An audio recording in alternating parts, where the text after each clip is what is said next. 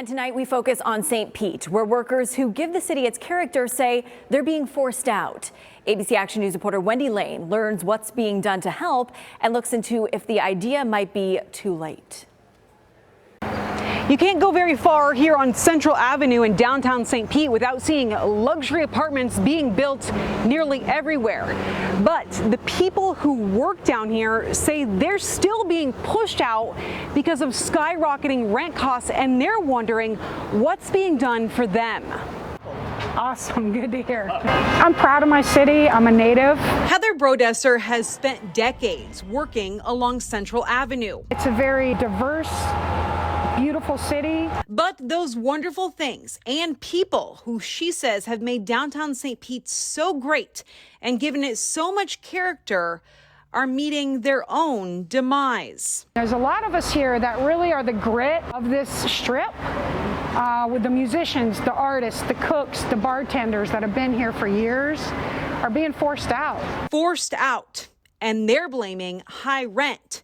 Loose COVID-19 restrictions caused people from across the country to move to Florida at an unprecedented rate, a lot of them coming to St. Pete. The lack of available housing caused rents to skyrocket. From December 2019 to December 2022, rent increased in St. Pete by more than 50%. Now builders are taking advantage of it. They keep building and building and building, which I understand.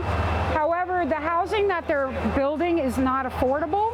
As high-rise luxury apartments are constructed across the street from where Heather works at Lonnie's Gourmet Sandwiches on Central, she's having to leave the St. Pete neighborhood she's lived in for 20 years because she can no longer afford to live there. I'm being forced to move much, much further away. Then there's this place, Orange Station. It's supposed to have some units for workforce housing, but if you look through the fence, it's just an overgrown empty lot.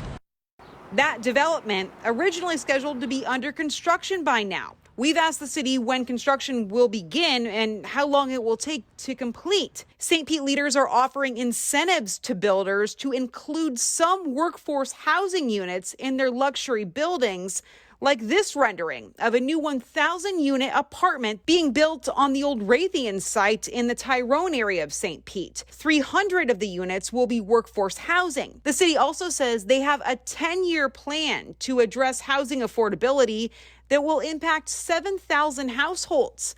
But right now, it's just not enough to keep people like Heather in town. And she says all she can do is watch the luxury apartments go up and the character of the city she loves go down. It's really sad that we've gone from in the Depression helping each other and mending each other's fences to pushing each other away for people to come in and spend a lot of money for a short-term period of time. She hopes the affordable housing will come quickly enough to help others facing the same fate. In St. Pete, Wendy Lane, ABC Action News.